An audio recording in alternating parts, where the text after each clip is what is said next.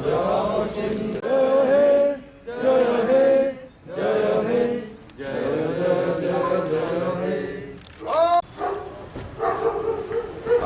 शुभ আমাদের প্রজাতন্ত্র দিবস। আমরা গর্ববোধ করি যে আমরা এই ভারত ভূমিতে জন্মগ্রহণ করেছি।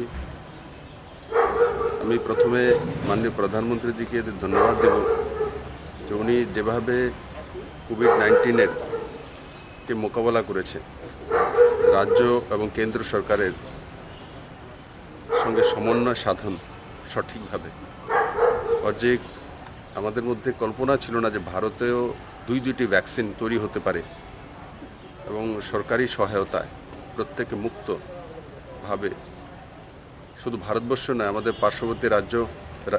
পার্শ্ববর্তী রাষ্ট্র বাংলাদেশকেও আমরা সহযোগিতার হাত বাড়িয়ে দিয়েছি। আমি আজকের এই পূর্ণ লগ্নে মাননীয় প্রধানমন্ত্রীজিকে সবচাইতে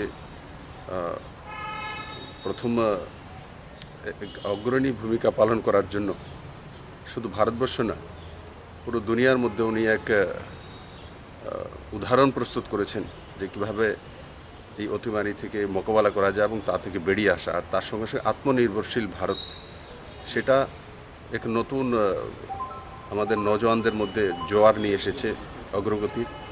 আমরা ভেবেছিলাম যে আমরা ভেঙে পড়ব বা আমরা পিছিয়ে পড়ব, কিন্তু কোনোভাবেই আমরা পিছিয়ে যাইনি, বরং ভোকাল ফর লোকালে আমাদের সমগ্র দেশব্যাপী অগ্রগতি হচ্ছে প্রত্যেকটি সেক্টরে, সেটা এমএসএমই সেক্টর হোক, প্রাইমারি সেক্টর হোক, প্রত্যেক জায়গাতে মাননীয় প্রধানমন্ত্রী যেভাবে বিভিন্ন সময়ে বিভিন্ন যোজনা এনে গরিব মানুষদের প্রতিও খেয়াল রেখেছে। নভেম্বর পর্যন্ত মুক্ত চাউল দেওয়া, সেটা ভারতবর্ষের ইতিহাসে কোনোদিন হয়নি।